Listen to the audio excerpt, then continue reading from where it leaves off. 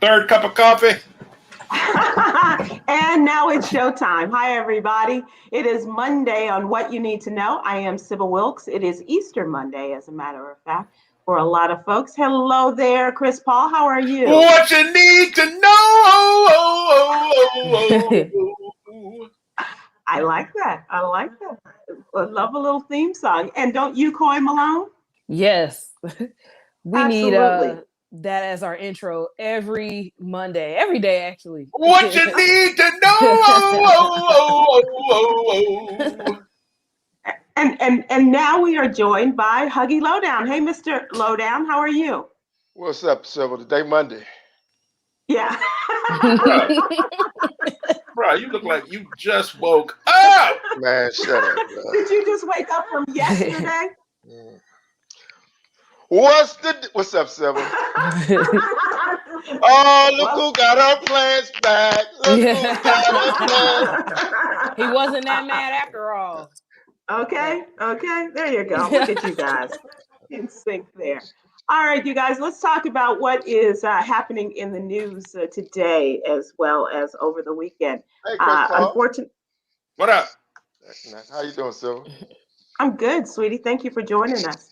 I hope you had a good weekend as well, a good holiday weekend. Not a good weekend for a lot of fans who are fans of the rapper DMX.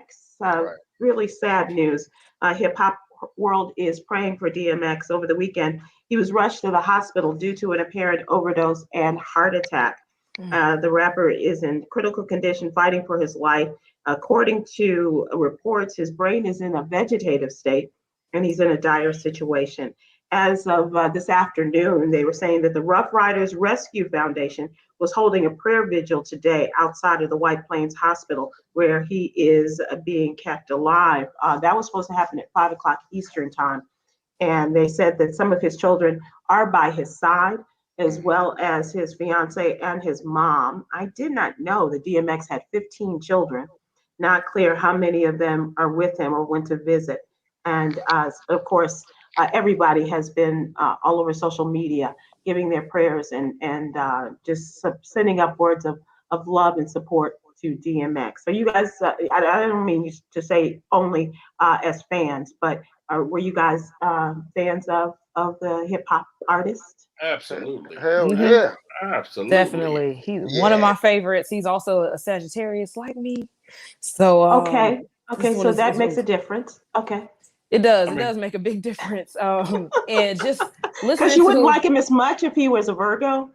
Might not. Virgos kind of get on my nerves a little bit, but they are great artists. Well, as a woman who is a little bit Michael of Leo Jackson and a little is a bit great of Virgo. artist. I'm just saying. Michael Jackson, Beyonce, wonderful artists. They're Virgos, you know what I'm saying? But regular Virgos, maybe not so much. But DMX is a wonderful artist. I've listened to him for many years. Shoot, most of my probably life. all your life, right? All of my life. And he has had a long, ongoing struggle with drugs. And there was a video that was just shared on social media with a recent interview that he stated basically he was pretty much tricked into his drug use. He was smoking a blunt with somebody that he looked up to. I forget the name of the person who it was that helped him, write and record some of his first songs. He was like 14 too. Yeah, he was like 14. He was a teenager, yeah. Mm-hmm. And the blunt was laced with crack, and he didn't know. Yeah. And he was just like, well, how could you do this to a child, to somebody that looks up to you? And so since then, that started his ongoing struggle, on again, off again struggle with drugs and rehab and things like that. And it just has spiraled into what we see now. I don't even know what he overdosed on over the weekend, but it's unfortunate to see him going through this cycle once again. Absolutely. I mean, there's no other artist like that you could compare to DMX. I mean, right. Yeah. Black people in general, I think that we really lock on to artists that are going through struggle. Mm-hmm. And it's not just DMX's music, it's his life that we've been following so closely, because he's such a real person, and his struggles are so public and so real. We're following along with it. He's an open book. And we have sympathy for him. Right. You look at another artist who had drug issues and it wasn't the same. You look at a Whitney Houston. Whitney Houston wasn't embraced for her struggles. Whitney Houston she was clowned for, we made jokes about Whitney being on drugs and everything. That's interesting. But that's because, I mean, and it was wrong. Looking back on it, it's completely wrong of us as a people. But I think that's because she was presented as America's sweetheart and squeaky clean. But where DMX came out straight from the hood, from the gutter, from the beginning. Bobby Brown didn't get the same. We made jokes about Bobby, but Bobby had more affection for Bobby when he went through his struggles than Whitney. That's true. And we should have been kinder to Whitney while she was here. Yeah, we should have been a lot kinder. But DMX, it's like we follow his life like a soap opera. Nobody's surprised why he is in the hospital, but we pray for him. We pray for him just the same, right? Pray for him just the same. What about you, Hug? Well, I think he's a rapper's rapper. He's everybody's rapper. A rapper's rapper. I like that. Yeah. Everybody loved DMX. I met DMX one time. I went on a movie junket. I was working for a radio station that wasn't paying me shit at the time, right? Send that one right there. And DMX was on. I forget what movie it was. You remember, Chris? I think movie? It wasn't Belly. Yeah, whatever it was. DMX was so gangster, bro. DMX was Yeah, he was a good guy. I didn't know he had that many kids. How many kids? 15. That's when he started saying, "What?" He was just, it was real. Earl, I'm pregnant. What? Everybody know a DMX. Everybody know a DMX. It seems like that's why it's personal. Hey, bro, you're my DMX. I What? Let me ask you this, Chris, because you made a really interesting comment about how we have treated our celebrities and especially our musical favorites in their struggle with drugs.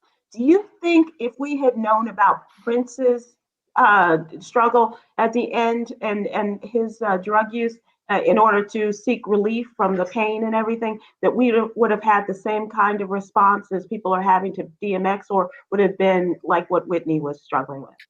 I mean, Prince was, I don't know, he's so regal.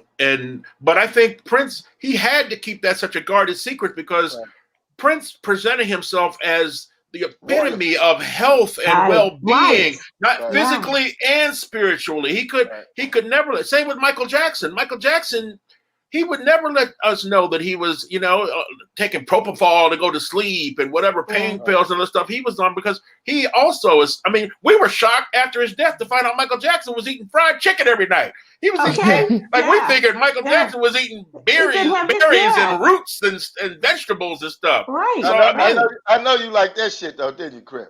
What? The fried chicken? Oh, hell yeah. I can imagine Michael eating that KFC.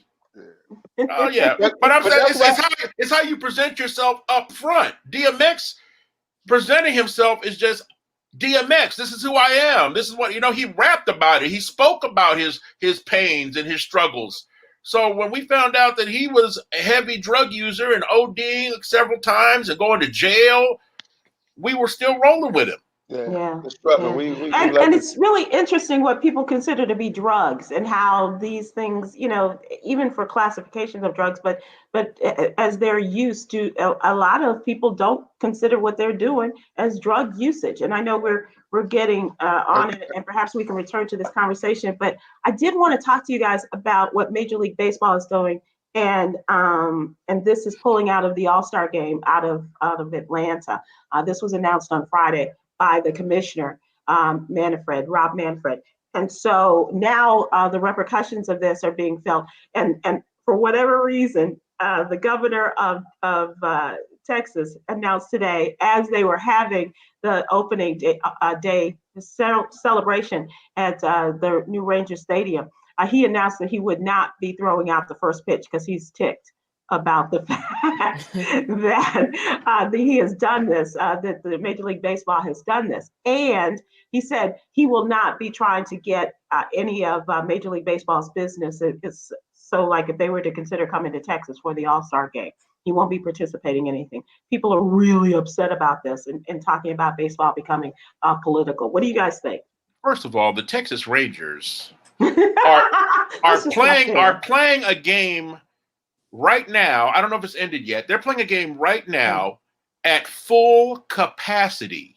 That's the other thing I was going to say. Full capacity. Are you serious, bro? Bro, a completely sold out baseball game, elbow to elbow, asshole to asshole in Texas right now. So fuck them. They're losing. But as far as Major League Baseball and the All-Star game, I'm surprised because nobody in Atlanta has ever pulled out.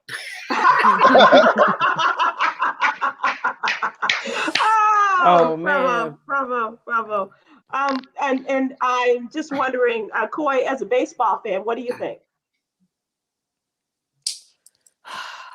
This is something that is just like, why is it all of a sudden they want to consider what's going on all American when the things that are happening to people is not all American? We need to remember that baseball started off as a sport that was played by majority Black players. It's just what it is. We set the precedent for the entire sport. And now that we've been kicked out of baseball, in a sense, we've been kind of cycled out of it.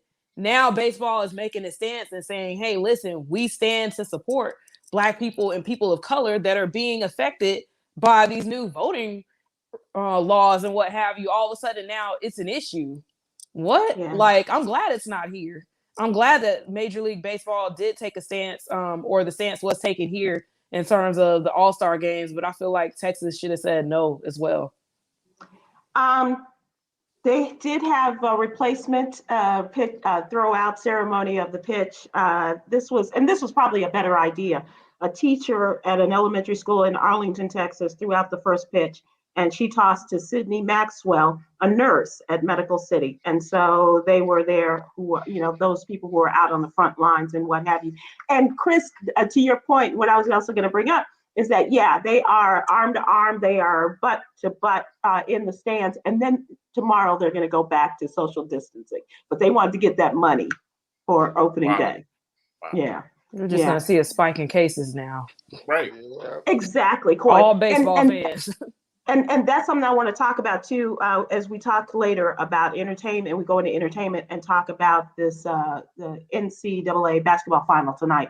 How did it happen? Things that are coming. I want to condom that one day. We will talk about that. Let's get into our trending video. And this is a result. There's so much today that we're talking about verses. And this is a part of the versus world, as we have our friend Affion Crockett and some of his buddies and their take on last night's versus, which was world changing for a lot of people. Earth, Wind and Fire versus the Isley Brothers. Let's take a look. Man, I'm in high school. I'm trying to get this girl to go out on a date with me. So I have a cassette of Earth, Wind and Fire and Isley Brothers. So this girl, I was trying to get her for a long time. Steve, we have to play music now. Yeah, and I played your song, both your songs, all your albums, and I finally got her ass. Hey, that was high school. That was sophomore goddamn year. I just want to say, my hair is drying up. My hair is drying. Okay, all right, stop. All right, go on, kick it. Okay, we're gonna start this, ladies and gentlemen. I'm Steve Harvey. This ain't Family Feud. This ain't all the other shows I host. I host everything. Yeah. But I'm gonna let this be Ron Isley versus Earth, Wind and Fire and his brothers. Don't kick at me, boy. I'm from Cleveland. I don't need it. Go ahead, do your thing. Can this be about the Isleys and Earth, Wind and Fire? I'm sorry, y'all. I know this is about you. So, great. So you like the takeoff there, our friend Affion there, and Godfrey was portrayed. Godfrey portrayed Ron Isley, and Godfrey Steve Harvey. I'm sorry, Godfrey was Steve Harvey, and Spice Adams. Yeah, I'm not familiar with him. He's very popular on social media. He's a former NFL player, and he does a lot of funny videos, sports related, a lot of them. But he's for the culture. He's part of the culture now. He's a very funny cat. Yeah. That's really good. That's Funny really cat. good. I mean, he really mastered chubby guy in the tight shorts. Oh, okay. with the shirt tucked in. Chubby guy with tight shorts and the shirt tucked in. Really, he's cornered the market on that, so I can't do that. Like a new stage play, bro. He became the meme of the big guy, like looking behind the tree, rubbing his hands, licking his lips, like he was seeing a nice, hot, warm meal just beyond his eyesight. We thought you were talking about Paul Pierce. Paul Pierce, let us see get an interesting look into his weekend, huh? Did he get fired? Yeah. Did they fire Paul Pierce or no? Okay. No, but I'm sure he'll be on this episode of "You About to Lose Your Job." I'm just playing.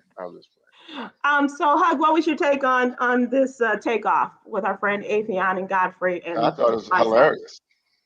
Matter of fact, I didn't see the versus battle. I saw that. I tuned into the takeoff. And they cranked it out quick. I mean, this thing was in circulation right after the versus battle. And how the hell they get outfits and shit? I mean, everybody had a whole damn outfit ready. Right. Motherfucker just had a purple shirt ready. Who has a purple T-shirt? And they're just laying around. A whole lot of brothers, bro. Okay. A whole lot of brothers. And especially after last night, they do. They went and filled up their stock of T-shirts last night. That was hilarious. Yeah, and considering that this thing went on for almost 4 hours last night before we were cut off, and even that's including the potty breaks, of course. But I thought that but Atheon is just so incredibly It was 4 hours. talented. It was the versus battle, including the potty breaks. Yeah. So how much time did Earth, Wind and Fire and Isley brothers? Isley's. I mean, they played about 12 minutes of music total. Really? But I can't imagine. When's the last time any of them did anything for 4 hours except dialysis?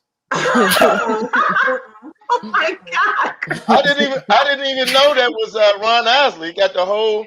I'm like, what the hell, BB Winans doing up there? Black people still don't know who's BB or CC, bro.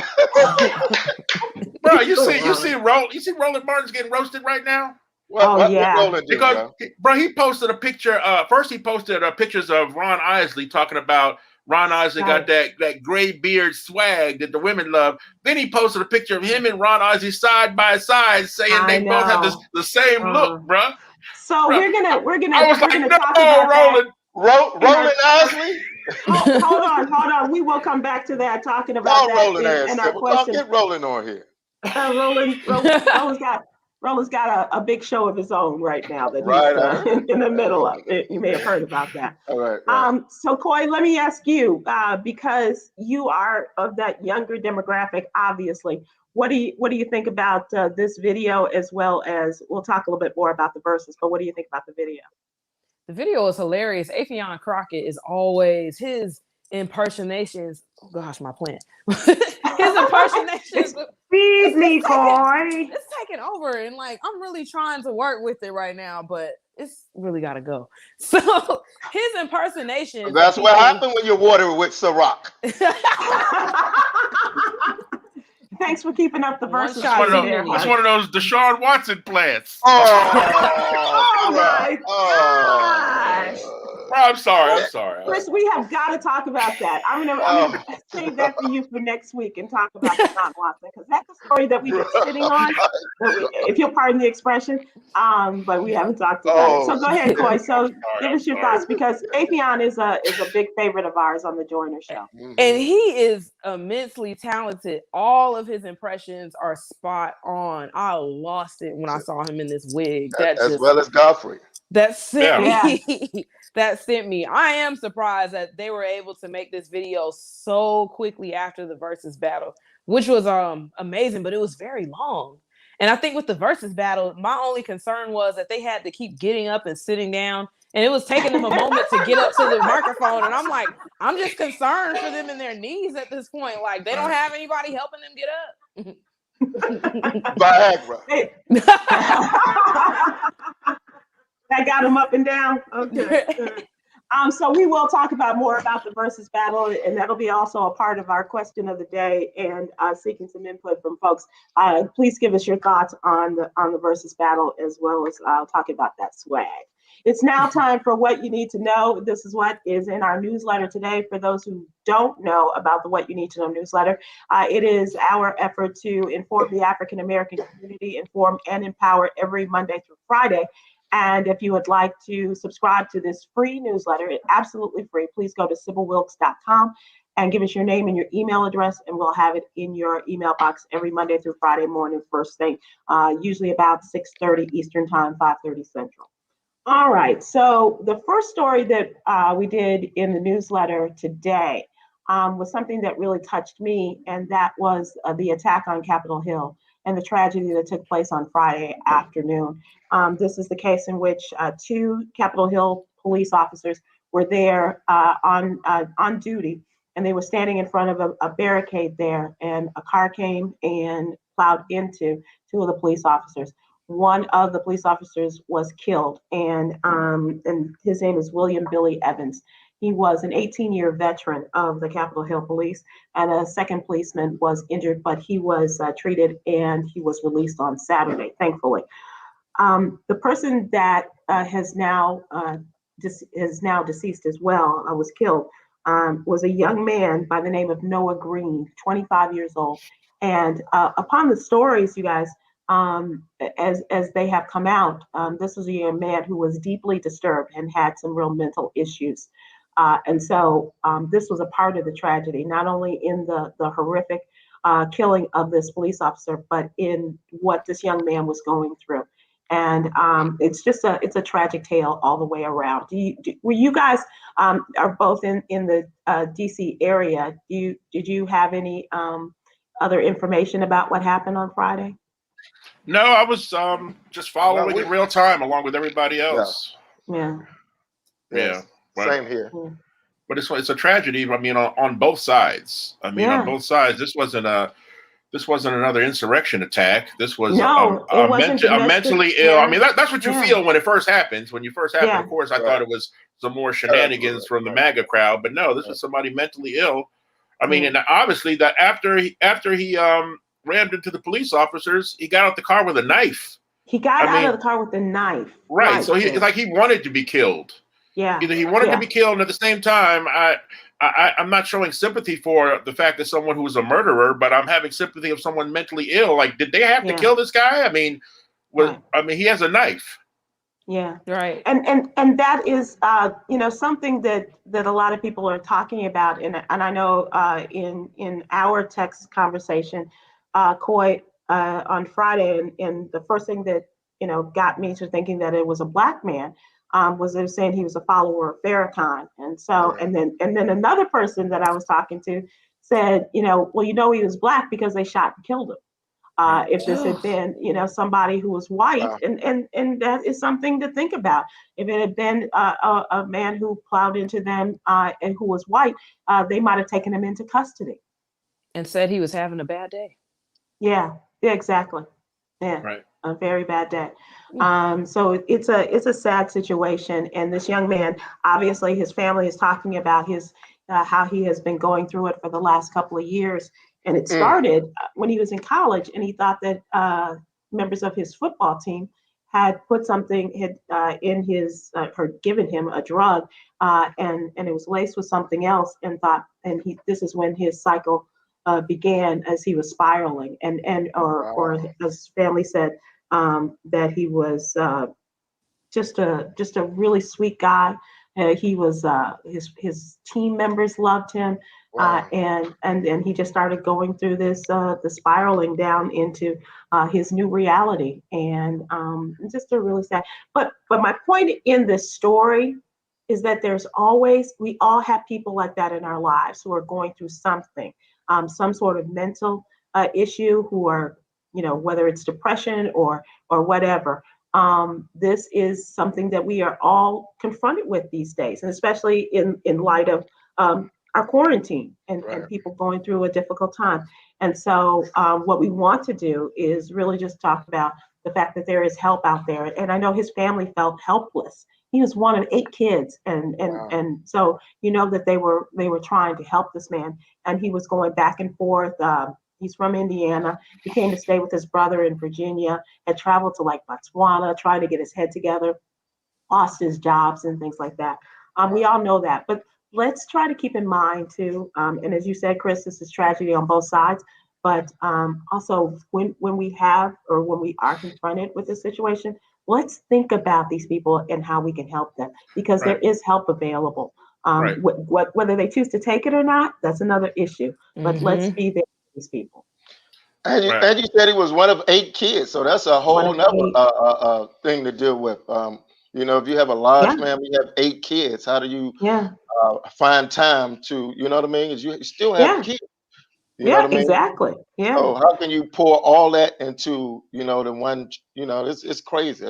That's a whole nother story right there. It's difficult. It is. It's amazing to me how so many people have the ability to have a superiority complex over people who suffer from mental illness. Like it's not possible in your own life. I mean, mental illness is an illness like any other illness, just like any human being could get cancer. Any human being could have a heart attack at any moment. Any of us can fall to various sicknesses or injuries. Mental illness is the exact same thing. And it could very well be you one day who is snapping. That's right. You know, nobody sets out to go crazy and ram their car into the Capitol. That's not anybody's plan in life. But sometimes you're just not well. And I think you're just not well. Go ahead, Coy. With the pandemic, what that ended up doing to a lot of people is it took away either distractions or things that you had that occupied your time that you thought was a part of your character, but it was a part of your personality. A lot of people base their lives off of their jobs, their friends, the places that they were able to go to, the places they were able to visit, being around their family, other activities and things like that. They base their whole lives off of that. So when the pandemic happened and all that shut down, a lot of people started seeing that this isn't my character and this isn't my life. These are things that I like to do. And so it made people stop and look at themselves and see who they are. And a lot of people weren't anything without a lot of these other activities and without jobs the job, and without the money, without a place to go every day. So it ended up being it sent a lot of people into a crisis, because now they have to figure out, who am I really at this point without all this core. Stuff? Yeah. At the core, because it really is talking to your character. And if you didn't have this kind of figured out before the pandemic, or had an idea of things that you like to do that bring you joy, that aren't attached to other people, or aren't attached to a merit of success, or aren't attached to, you know, anything that's on a reward system, then you were kind of messed up a little bit. And we can bring it all back to what we were saying earlier about Whitney Houston and Prince and Michael Jackson. Mental illness is the same way. So when you're a person who presented themselves your whole life as I've got my shit together, and everybody looks up to you, got your shit together, you're gonna hide your pain and depression and everything. You know, it's gonna be your most guarded secret. Right. Yeah. You know, because you don't want to show that weakness to everybody. Your whole image, your empire for a lot of these super famous people is built on them being on top of their shit. Right. You know, superstar athlete, multi-million-dollar recording artist, politician. Last thing you need is for everybody to know that you cry yourself to sleep every night. Right. Right. So there's so many things that have come out as a result of this pandemic and our quarantining. And I can't tell you the number of conversations I've had with friends, you know, saying, I got to talk to somebody. I need to reach out. I need human interaction, but I need somebody in that human interaction to help me with where I am mentally, not physically necessarily, but the mental, that is such an important part of who we are. And so all we can do is listen to people, but also try to point them in the right direction. We talked about just don't FaceTime Stephen Hill when you're feeling sad, because he keeps going up to the camera like this.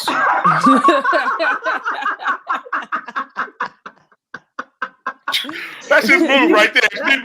That's the move, Chris. You're absolutely right. Like that, yes, like that. Like he got a smell cam on. Right.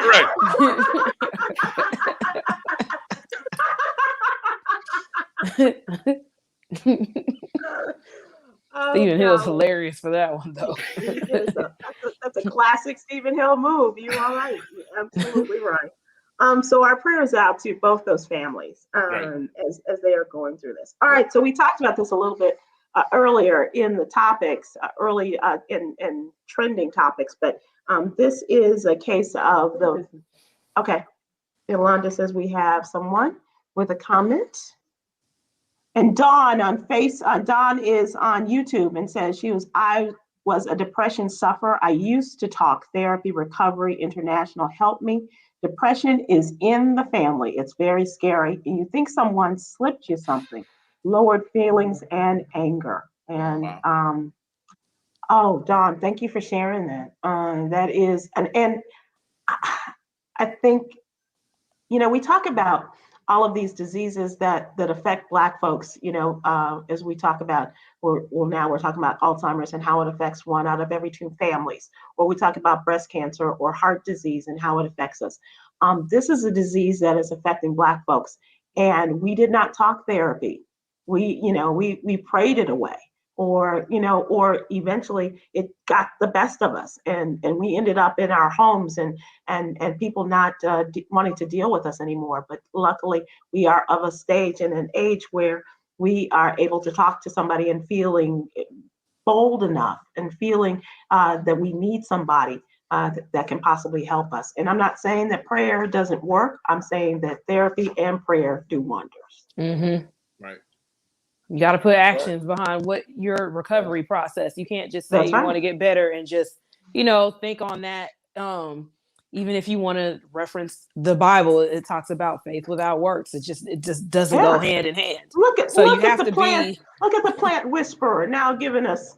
You just told me what to say. So I was like, that's it. All right. I got it. But yeah, you have to put things into motion when it comes down to your own recovery process, and that's one of the hardest battles that you have to fight is with yourself. There's several literary works that refers to that internal battle. That's one of the most difficult that you'll ever fight. Yeah, absolutely. In the Black community, a whole lot of times the barbers are therapists. Mm-hmm. Yeah, barbers or hairstylists. Mm-hmm. Right. So you pour your heart out to your barber, and you pouring all that onto your barber. You wonder why you didn't put 3 parts on the side of your damn head. This is the third time.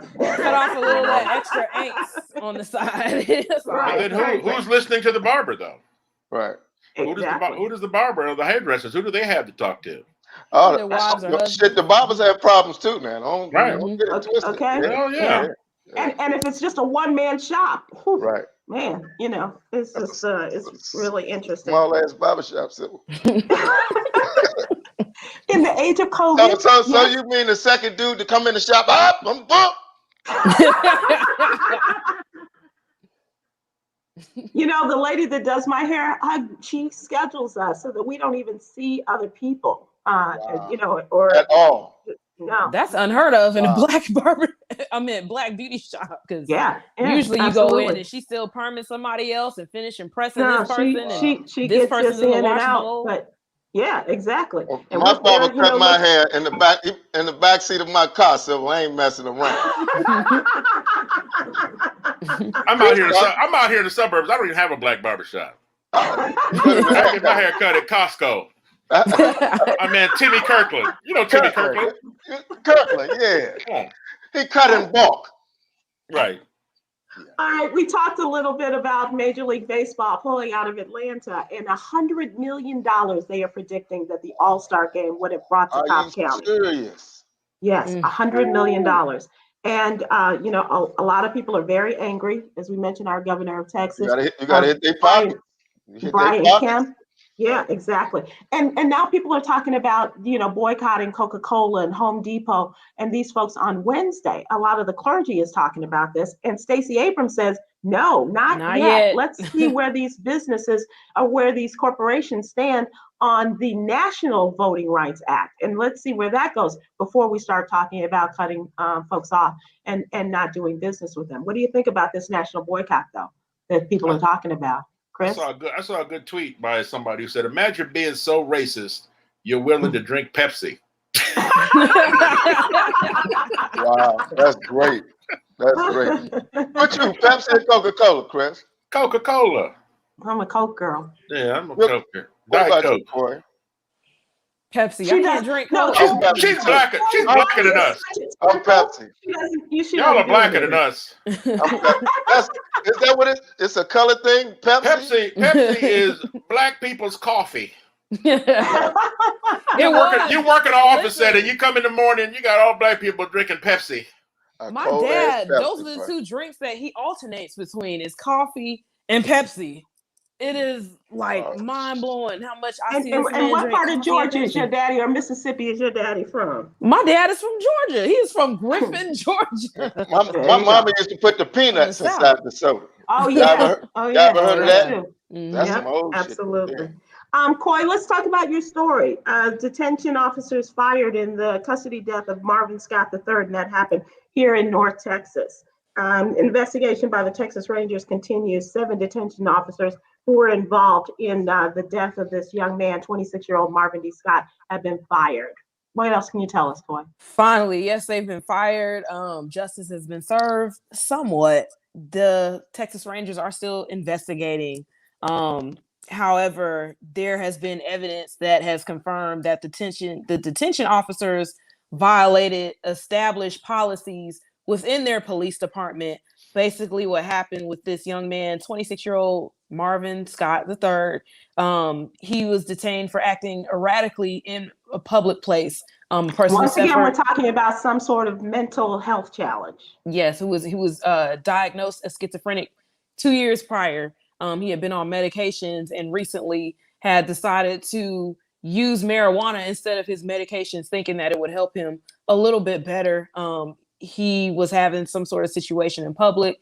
He got arrested for that. He was taken to the hospital under the suspicion of being under the influence of drugs. So they were taking him to be, detoxed and what have you, and then processed him at the detention center where he began acting strangely again. And so the detention officers thought it was a good idea to restrain this man to the bed, pepper spray him, and then put a spit mask over his face, and he became unresponsive. So they took him back to the hospital where he was pronounced dead. And the autopsy report that was ordered by his family found that he died of restraint and asphyxiation from breathing in pepper spray. So the whole thing is is common sense something that needs to be measured as well when you're considered to be law enforcement or even detention officers? Because, the last I checked, and I mean, correct me if I'm wrong, just learning this, especially during last year's protest, that people were using masks to prevent them from breathing in pepper spray. So to put one on somebody's face and have them restrained to a bed spells a disaster in the making. And the spit mask, which brings back memories of Rochester. Sounds like more like a homicide in the making. Yeah, yes. Exactly right. And so 7 of these guys were fired, 1 resigned, and the investigation continues. An independent autopsy by the family says that it was caused by the restraint and asphyxiation. But you bring up a good point talking about common sense and training for our police. As we were seeing in the Chauvin case, and especially today, where the chief of police was testifying and saying nothing that Derek Chauvin has done is exemplified by the Minnesota Police Department or their rules and policies. As a matter of fact, this police chief fired those 4 policemen that were involved in the death of George Floyd. But back to you, Coy, and just talking about it, the investigation does continue, does it not? It does continue. It's still ongoing at the moment. And these are just the findings that have happened at this time. And I also believe that now that these officers have been fired, the family is also looking to file a lawsuit against these people. Yeah. It's so emblematic of where we are in this country, unfortunately. But we do wish the best for their family and that they do get some form of justice for this young man who was once again gone too soon, a 26-year-old man, just like we were talking about Noah Greene, 25. and these young people suffering from these diseases and people not knowing how to respond to them. Yeah. So next time we just hope it just doesn't happen at all the next time. Exactly. Exactly. Now it is time for our question of the day, and I promise you more versus talk. And we want folks to please give us their suggestions to log on and to give us your answers to this question of the day, which is brought about by last night's verses. A lot of conversation, a lot of videos and all of this stuff that followed, or perhaps even during the verses, not battle, but the verses interaction between Earth, Wind, and Fire and the Isley Brothers last night. And as I said, Hug, this was over 4 hours in which they were, song for song, going back and forth with DJ Nice playing the songs. And that's Steve just some Harvey of the was the host. Right, exactly.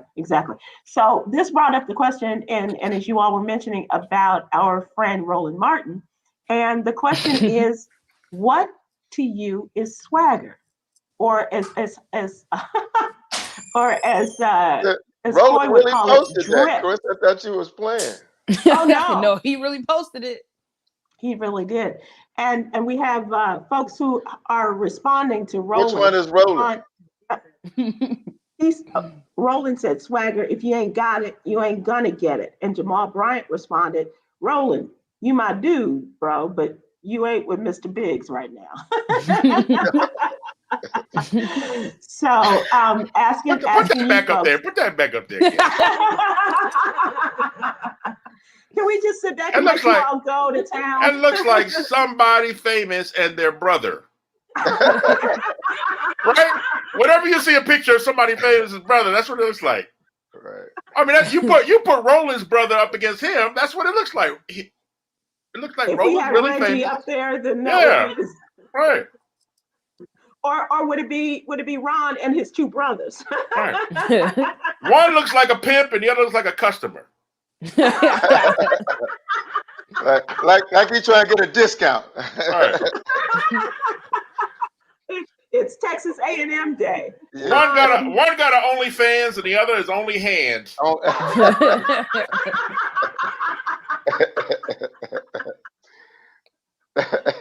Every time. All right, so if folks are responding, what to you Roland guys look like is the manager swagger? of Build-A-Bear. Oh my God. That's our boy, Roland. He shouldn't have shared that with her. Well, he, like a lot of folks, he got caught up in the event last night. And so, Coy, let's ask you, what do you think swagger is, or as you call it, drip? Drip. I think it's a way that a man presents himself with style, but also an attitude and confidence about himself that, like, yeah, I got it. And it's very attractive, the way that this man presents himself. You can't just put on clothes and they match and that's it, and he walks real stiff. No, he got it. As soon as he walk in, it's I know. Yeah, he's looking at me. What's up? Hey, Coy, why does that plant keep moving? Because it got swagger. I mean, that shit is moving on its own. This thing is it's taller than me. It's got to be like 6 feet at this point. It's taking up half of my living room. I think you need to borrow some of Huggy's Viagra and help that thing get back up there. You could have a stalker behind that thing. Oh, you like swagger? Something. I'm looking for a bigger place at this point because there's no way that I'm going to get the 50s. Yeah. You should put that picture of Roland Martin behind the plant.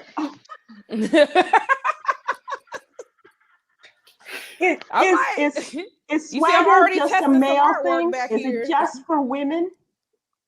I think swagger is mentality. I think it's a mentality. I mean, women can have it, but I think more often when you see a woman that's dressed very nice that has it, we might just say that she has it, or that it factor, or she's very stylish. So a woman can't have swag? She can. We just don't call it that. We call it. I wouldn't think we call it. Because I got to tell often. you, I have a best friend and an executive producer. She's got swag because the outfits that she comes up with, and she carries it off, and on most normal people like us, we would not be able to, but she does. I mean, she carries it off. She's got it, whatever that is. I told a woman in the grocery store last week. I saw a woman in the grocery store. I told her she had swagger. She said, "Thank you." You're not bad yourself, nigga. Jimmy Swagger. You had Jimmy Swagger. Jimmy Swagger. There are some people that got it. Like, I don't know if I could name like a woman that I would think that would fit that description. I would say like a Teyana Taylor. Mm-hmm. That's a good one. That's a very good one. We got to give it an example for women. For women. Mm-hmm. Would you say you have swag? On my good days. Okay. Yes. When the plants aren't around and overshadowing you? Right. Yeah. Well, yeah. When they're not taking up the half of the camera space. What about OJ? Oh, I thought you said dagger. I thought you said dagger. I'm sorry. I'm sorry. He was acquitted. Remember? I'm sorry. He didn't do it. Sorry, I can't hear. No, Coy, he got off. The glove didn't fit though. I know, and you had to acquit. I know. Okay, thank you, Johnny Cochran. So that is the question, and people are responding. Different people, says Donna Williams on Facebook, have swagger, but Ronald Isley has always been confident, sexy, and full of sex appeal. Well, he showed it last night at almost 80 years old. I don't know any of those other fellas who felt that they measured up to the Ron Isley standard. It's the fact that his beard was even all around and connected.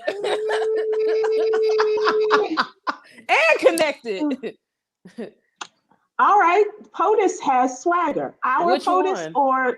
or are you talking 44 or 46? When they said POTUS, I'm thinking know 44. damn well You know they're what not he's talking about. You know what POTUS means. Not the parody of the United States. Paul Joe is not an example of swagger. Yeah. Okay, Tawana on Facebook says President Obama is swag. Yeah. He really did. And I think the First Lady, our forever First Lady, is one with swagger as well. She had it too. Yeah. They were so mad at them. Half of the reason why they just opposed all his policies and Barack Obama this and Michelle Obama, because they couldn't dress like him. That man was smooth. He would walk into the press conference smooth, wearing a tan suit or whatever. He has so much swagger. Joe Biden fell up Air Force One more times than President Obama did in 8 years. Right. That's how much he had. That's how much swagger he had. Okay, so we are talking in entertainment. Chris Paul is swagger. Chris Paul got swagger. He does. It's something about Chris. He has it. Talking about the basketball player, Sybil. I'm not. You know what I'm talking about? This one? The comedian. This one? No, that's who I'm talking about. Why do you? And you're a nagger. I'm a nagger with swagger, though. Speaking of which, my sister said hello. Hey, Danielle. She another nagger. I know. That's what I said. That's what made me think of that nagger when you start talking about swagger. We love Danielle. So next up for Versus is SWV and Escape next month in our entertainment section. Who would you like to see participate in a Versus, guys and lady? Good question. Good question. You got one, Coy? You're nodding. What was the question again? Next up for Versus is SWV and Escape. Who would you like to see participate in a Versus that has not been announced yet? It would be a little difficult to do this one. I don't know how they would put this together.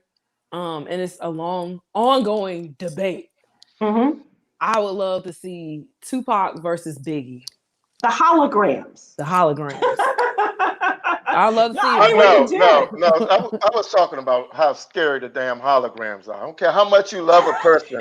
As long as the damn holograms are on the stage, it's cool. As soon as they start crowd surfing and shit, Right. Everybody down. Nobody want a goddamn hologram. I don't care how much you love a person. Right. Okay. You don't want a hologram. So could we do it with DJ Nice and just have him play the music and then have like our own music critic Stephen Hill and have the Steves kind of go back and forth playing I want to their see music. Outcast and who I want to see Outcast. I don't know. Who are Outcast? That's a hard one. That. Who would Outcast go up with? Not against, but just with. They got to go against each other. By themselves. So Big Boy versus Andre and go from there. They got to just go walk from side to side.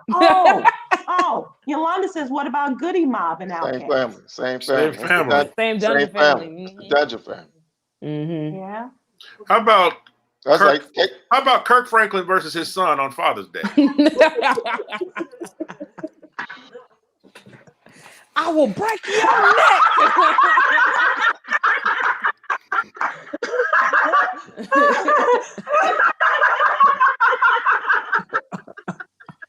That's that perv joint right there, bro. Stephen Hill has a patented move now.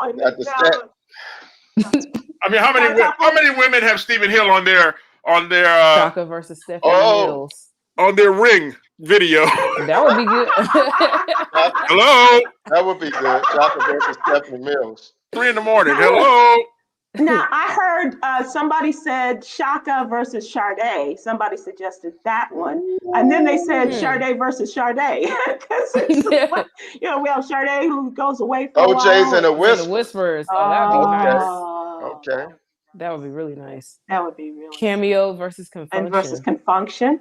That's interesting. We could do that one on the Tom Joyner cruise, huh?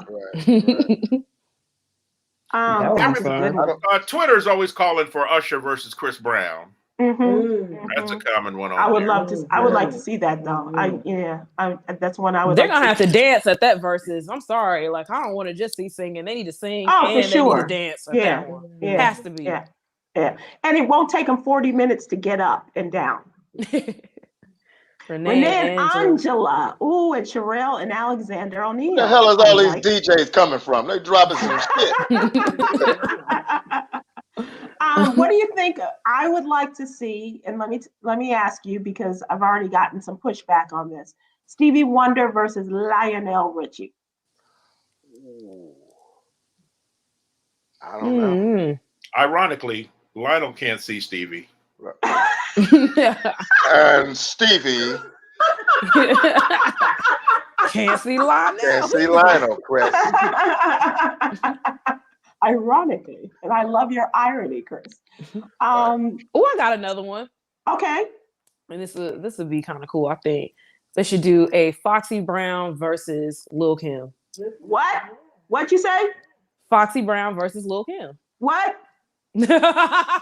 Sorry, Foxy. Okay, so just you saying that gave me a yeast infection. What do you think about this one from Stephanie? Outcast versus Drew Hill. She's on YouTube. Was Stephanie crazy? Stephanie, you crazy? Who the hell is Outcast versus Drew Hill? She should be drinking in her profile picture. It should be Outcast versus Drew Hill, bruh. That is Sybil, you got to start drug testing in your comments. That is the craziest combination ever. Everybody should just look here like this. Everybody. Let me see you pee in the cup. Pee in the cup. Hey, Roland Martin had his fetish. Enough of your fetish, Chris. Eyelashes on straight. Yeah, you're good. Okay. You're good. Go ahead, Bambi. It should be Cisco versus Drew Hill because that's what the whole group was like. That was just the crazy. That was just the crazy verses right there. Outcast versus Drew Hill. That's funny. I think that's very funny. And Cisco is going to pay his sister. Anita Baker and Tony Braxton. Well, one will be able to hear. That's just going to be a night. No, one we will be able to hear, and the other one we'll see her mouth the word. You said that's a bad matchup, Chris? Yeah, that's a bad matchup. I think that's Anita A Baker lot of in wrists and spades. scatting the whole night. Yeah. Who would Anita Baker go up against? Like, I was thinking, we were talking about Coy Who would suggestion. Fantasia go up against? Now. Fantasia What's got her those name? hits. Fantasia and that's a better battle for Toni Braxton. Yeah. Hold on, I'm thinking of her name. Well, I would put her up against Anita Baker. I would love to see Anita Baker go up against Luther Vandross. Jennifer Hudson. I thought about that, Coy. Jennifer Hudson and who? Fantasia. And Fantasia. I don't think so. Okay, we got one. Outcast versus Naughty by Nature, says Miss Cass. Yeah, on YouTube. Naughty by Nature has some major hits. But they don't have enough. They don't have the Outcast has way too many albums. I mean, Naughty by Nature songs that are anthems. Hip Hop Parade, OPP. My mind's going blank right now, but they got like 4 or 5, but that's not 20. Yeah. Outcast is the kind of group, whether it's hip hop, R&B, or rock, that their fans know the entire album. I mean, it's not just the songs that are played on the radio. All right. It's every song on every album is just. Okay, this is for me. Shaka Khan and Anita Baker. Yep, that's Karen on YouTube. Yeah, that would be fun. Okay. I like that one. Oof. John B versus Chet Hanks. White Boy Summer. Michael Rappaport versus KD. The Pace Sisters versus the Clark Sisters, says Berlene Dixon on Facebook. Wow. I like that one too. Yeah. Keith Sweat versus El DeBarge. Ooh. That would be interesting. Keith Sweat versus the biggest El DeBarge fan over here says no. What? No. You know how many hits Keith Sweat has? Don't bring him any closer to the screen. Keith Sweat got a Yolanda said 4. The entire first album. The Sweater, baby.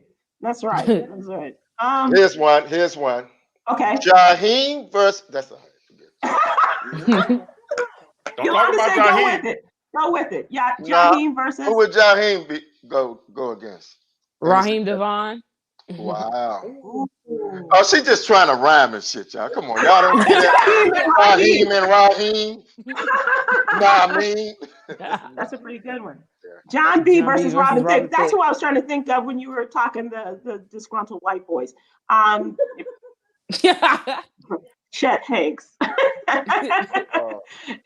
Yeah, I like that one. I like John B and who was Robin Thicke, who was John B for a while.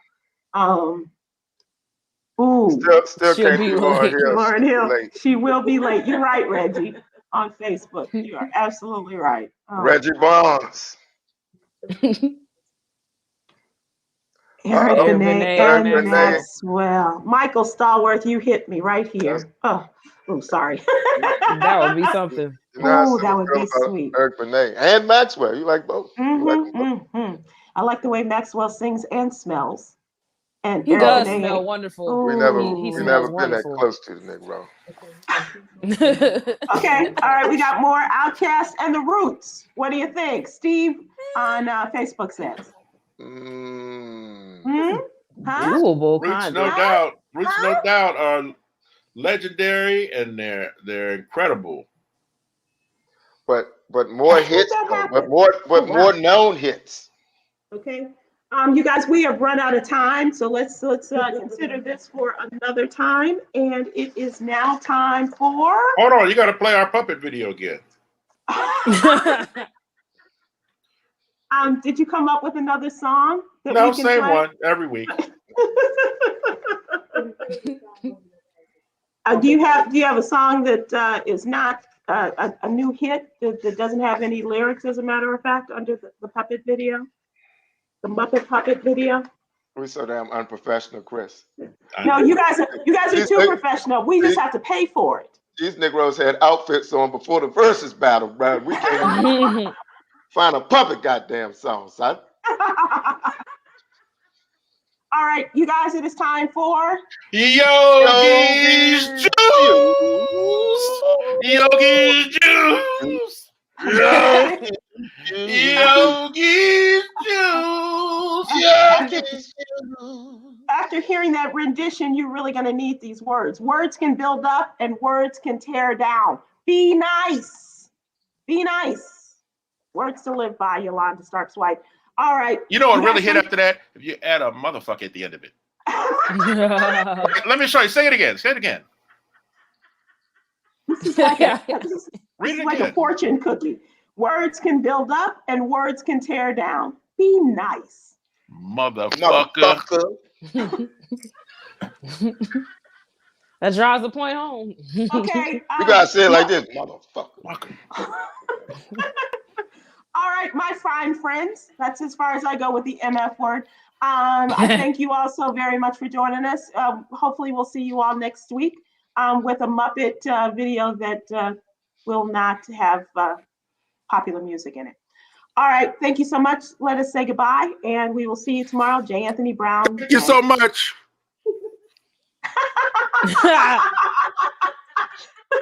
Who's on with you tomorrow? Who's on tomorrow? J. Anthony Brown. You're not going to talk about George Wilder's movie? Hi, guys. What's his name? He can tell you about their first dance, but he can't remember my name. I'm his daughter. Half of all black families are impacted by Alzheimer's, but we don't know why. At HSC, we are investing in a new research study to find solutions for your family. To join the research study, visit blackalzbrainstudy.com or call 817-735-2963.